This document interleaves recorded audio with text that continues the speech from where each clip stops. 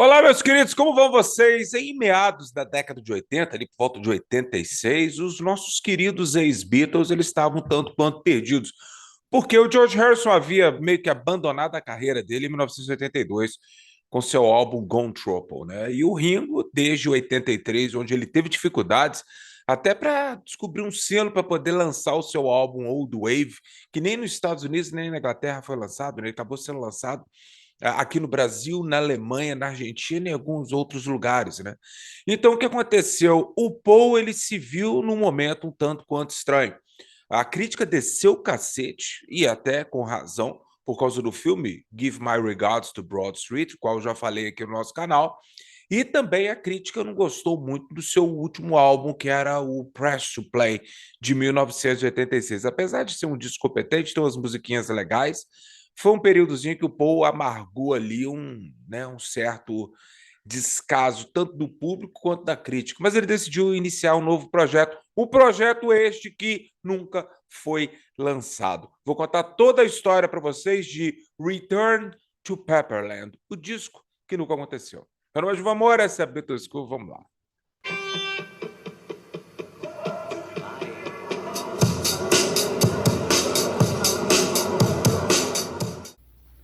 Olá pessoal, meu nome é Túlio, eu sou com muito orgulho, com muito carinho, apoiador da Beatles School.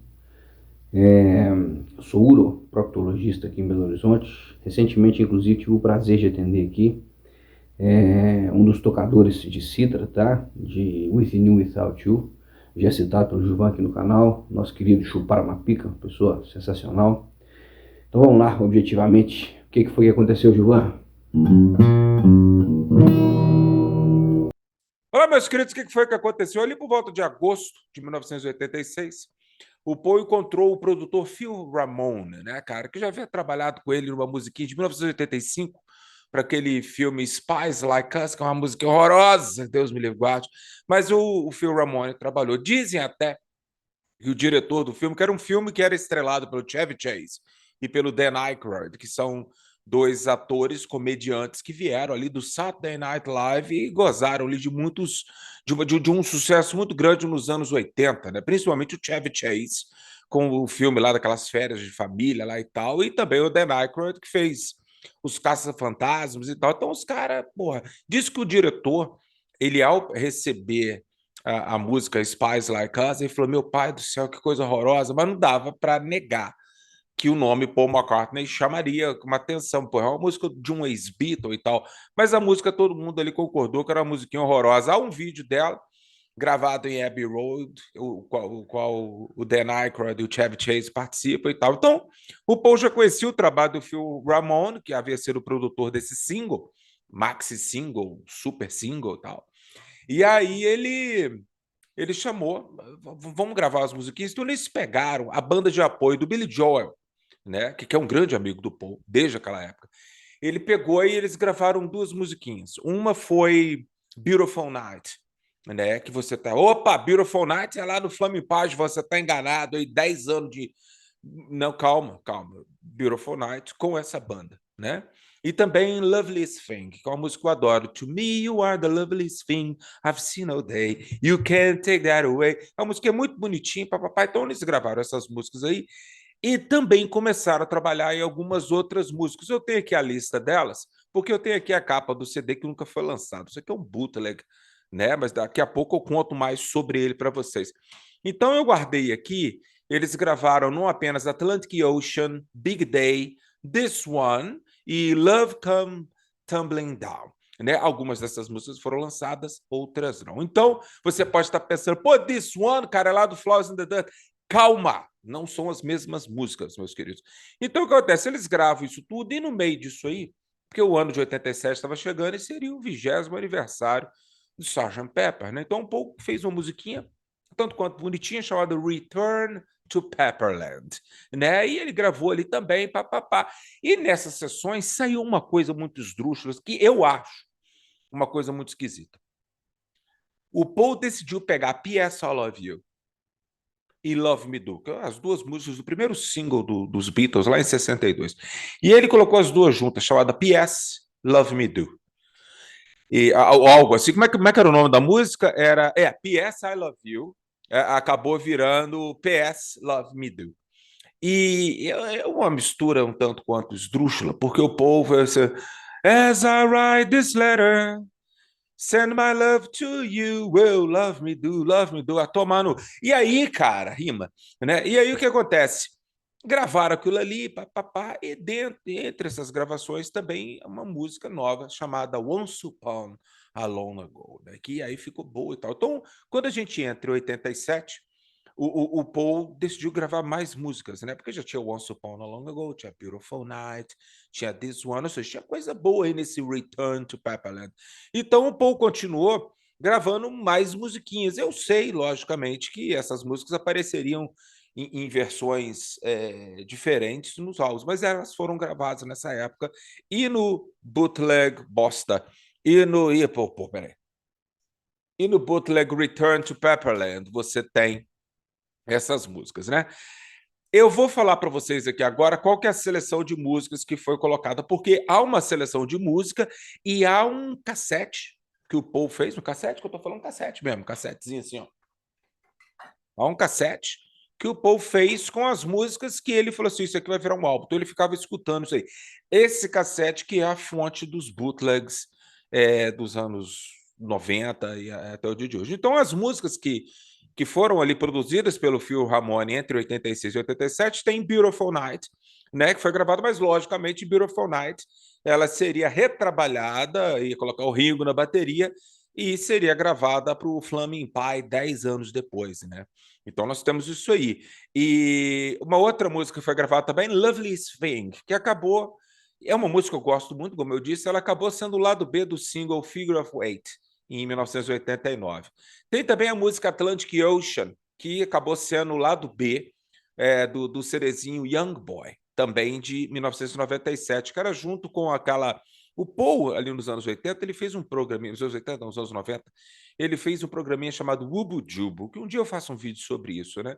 Então ele pegou algumas partes do Ubu Jubu e colocou junto com essas músicas, como aqui o caso Atlantic Ocean, né? Então tem ali. Aí tem a P.S. Love Me Do, né? Que essa música tá escrito aqui no encarte que ela foi lançada uma edição no Flowers in the Dutch japonês de 1989, era uma música bônus, né?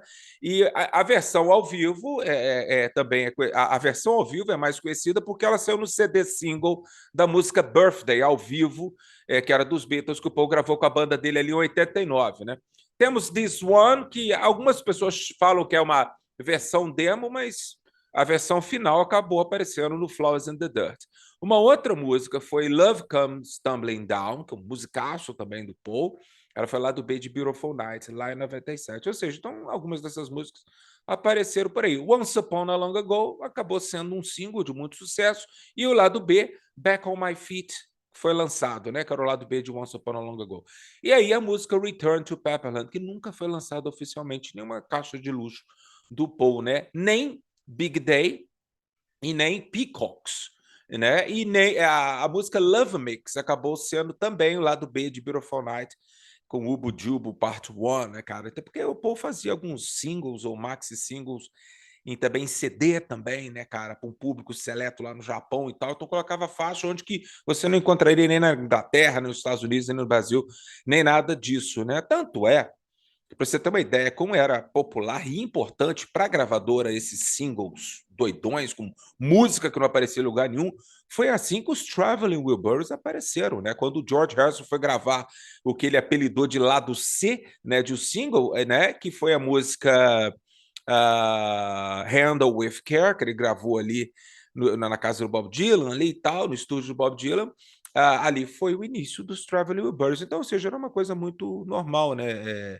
Diferentes mixes, por exemplo, Press, do álbum Press to Play. Caramba, deve ter uns 6 ou 7 diferentes mixes oficiais, né? Então, tem algumas outras músicas, meus queridos, que são associadas a isso aí. Tem uma música que, por acaso, abre esse meu CD aqui, que chama Lindiana, que é uma música muito bonita e nunca foi lançada oficialmente pelo Paul. Tem a Love This House, que foi lá do B de Young Boy, de 1967. I Love This House é bem anos 80 mesmo, sabe? Aquela coisa com sintetizadores, com aquela bateria eletrônica. Eu não sou muito chegado, não, mas a música até que é legal, né? E tem também a música We Got Married, que também está aqui, que seria no Flowers in the Dirt, mas aqui é uma outra versão, até um pouco mais longa e não tão bonita. As versões que o Paul, né, ele refez ali para o Flowers in the Dirt ficaram, e para o Flaming Pie ficaram muito melhores, né? Agora, tem algumas músicas que o Paul produziu entre 81 e 89, que as pessoas relacionam a esse álbum, mas eu não relaciono muito, não. Porque teve uma vez o álbum Off the Ground, ele saiu numa outra versão dupla, onde tinha The Complete Works, todas as músicas, né? Então tem músicas como Squid, que eu relaciono mais ao Off the Ground do que ao Return to Pepperland. Tem Christian Pop também, que foi lançada... Não, ela nunca foi lançada. Né? Não, desculpa, ela foi lançada com uma faixa bônus do Pipes of Peace em 2015, né, cara? Same Love, Don't Break the Promise também foi lançada como The World Tonight, eu acho que foi um lado B, C, D de The World Tonight. E a compilação da fita cassete, meus queridos, é a seguinte, que é muito parecido com o meu bootleg aqui, né? Começa com Return to Pepperland, o meu começa com Lindiana, mas não vai fazer problema nenhum. Depois tem Love Comes Tumbling Down, Christian Pop, Atlantic Ocean, Lindiana, né? I Love This House, We Got Married, Rough Ride, né? Que tá aqui no meu álbum também. Figure of Weight, Squid, aí eu já acho que não, né? Big Day, Beautiful Night, sim, Loveliest Thing, Love Mix, Peacocks e This One. O que aconteceu? O que aconteceu é que o Paul fez um cassete, a história conta que ele fez um cassete, ele escutava essa porra o dia inteiro, e ele não gostava. O que ele fez primeiro para poder curtir, ele ficava mostrando para os amigos dele e tal, o que vocês acham e tal. E acredito eu que a maioria das pessoas achou o som tanto quanto esquisito. É um som muito parecido com o Press to Play, ainda, né? Que foi gravado logo depois, né? E o Press to Play, meus queridos, apesar de eu gostar, é um disco que, porra, é considerado um dos piores discos do Paul. Depois você me conta aí para baixo o que você acha. Mas eu tô falando da maioria dos fãs, né? A minha opinião, nem a sua opinião, não. Tô falando da maioria dos fãs. O pessoal desce o pau no Press to Play. Então, o que aconteceu? Como eu acredito que algumas pessoas ao redor do Paul começaram a falar com ele, velho, isso não tá legal não, cara, tá igualzinho o Press to Play você já se ferrou, né? O homem tentou, ele lançou single pra caramba, a única música, assim, por exemplo, tem Press, né? Mas tem uma música lindíssima que é Only Love Remains, que eu amo essa música, né? Mas, enfim, a maioria das pessoas não curte muito, não. Então, eu acredito que as pessoas começaram a falar com ele, a Linda, ou quem tinha coragem ou peito para falar com ele, falou assim, velho, não tá legal, não para com essa porra, tal. O que o Paul acabou fazendo? Em 2 dias, ele passou um tempo, ele juntou ali uma bandinha.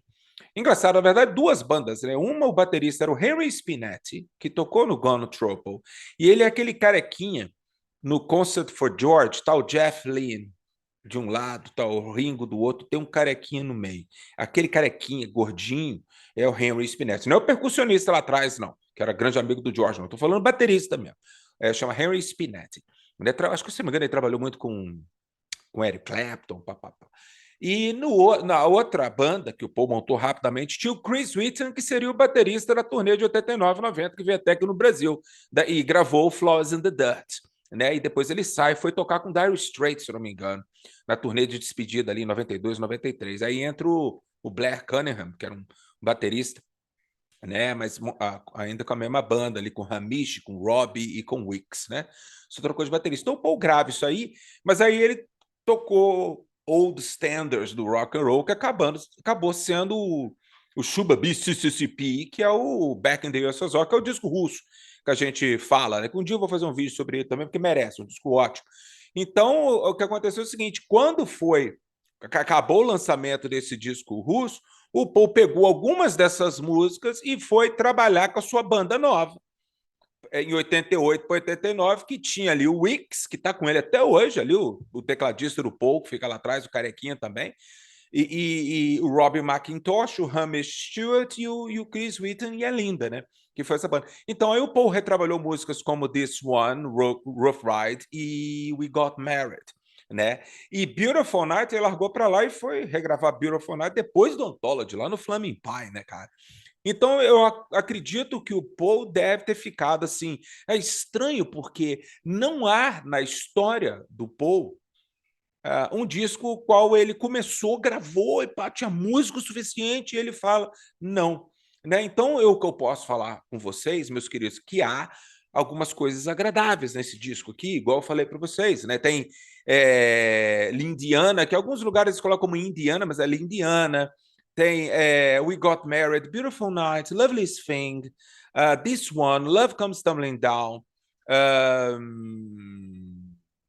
The Same Love, Don't Break the Promise. Pô, isso aí, cara, caberia em qualquer disco do Paul. Essas músicas nunca foram lançadas num álbum. Foram tudo relegadas a lá dos B, C, D, F, G, H, I, J, K, L, M, N, O. Entendeu? Então, o que acontece? E outras músicas aqui, como Squid, que eu não sei o que está fazendo aqui, são músicas que acabaram na cronologia dos discos do Paul. Ficou uma confusão, uma zona que a gente não sabe nem quando foi gravado direito, né?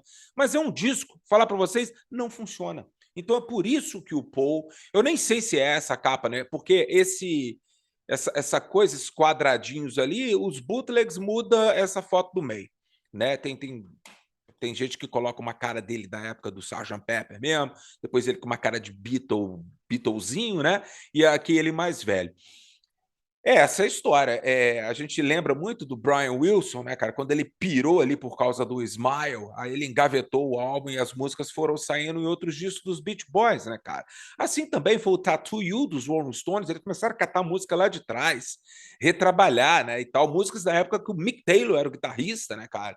Foram ser lançadas ali em 80, 81, já com o Ronnie Wood gravando, fazendo overdub por cima do Mick Taylor, ou deixando o próprio Mick Taylor tocar. Mas é muito interessante saber que o grande, o monstro Paul McCartney pegou uma coleção de música deles e falou assim, né, não quero não. Eu estou fazendo esse vídeo porque ontem ou anteontem eu assisti um vídeo de um outro canal. Eu não vou ficar falando, não vou ficar fazendo propaganda para os outros, ninguém faz propaganda para mim. E eles estavam falando sobre esse álbum e falou que o Paul estava programado de gravar com o Queen. Eu acredito, meus queridos, que 87, 88, com o Fred já sabendo da sua condição, eu não acredito, fora o que ele cantou lá com a mão de Serra Cabalé, eu não acredito que o Queen iria gravar com Paul McCartney. Não sei, eu nunca tinha ouvido essa história antes, talvez, né? Tem gente que sabe mais do que eu, sempre tem gente que sabe mais do que eu, mas esse caso eu achei um tanto quanto estranho. E falar que o Ringo tocou nessas sessões, não. Ringo tocou em Beautiful Night, mas lá no Flaming Pie. Depois do Anthology, não foi aqui ainda em 87, não. Em 87, meus queridos, o Ringo estava com um problemão. Ele tinha gravado um álbum de música meio country, meio pop, com o Chips Moman, que havia trabalhado com o Elvis. O disco foi tão ruim, porque há umas 4 ou 5 músicas no mundo dos bootlegs, né? E, pelo amor de Deus, é uma desgraça total. Aí o Ringo entrou na justiça contra o Chips para que nunca fossem lançadas aquelas músicas, porque o homem estava mamando. E ali, em 87, 88, o Ringo não existia mais no mundo. O que vale até um vídeo que eu achava muito interessante, que depois eu vou fazer com vocês, que é um vídeo contando a história dessa coisa dos ex-Beatles, né? Há muito tempo eu fiz um vídeo chamado Quando que os Beatles ficaram irrelevantes? Os ex-Beatles, desculpa. Os Beatles jamais, mas os ex-Beatles, né? E eu fui muito criticado na época. Aí tem um dia desse agora, eu vi o Pop Goes the 60s. Aí sim, eu vou falar porque o cara é amigo meu, Matt, uma pessoa que eu gosto muito.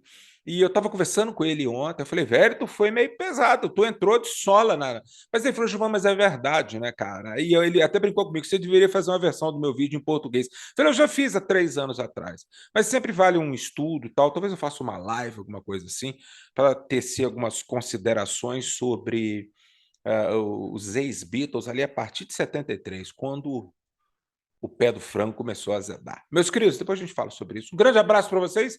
Nesse final de semana, se der tudo certinho, eu continuo com a minha série do Paul McCartney. O homem está postando no Instagram as fotos do livro desgraçado e não deixa eu postar. O que eu posso fazer? Um abraço para vocês, vocês se cuidem.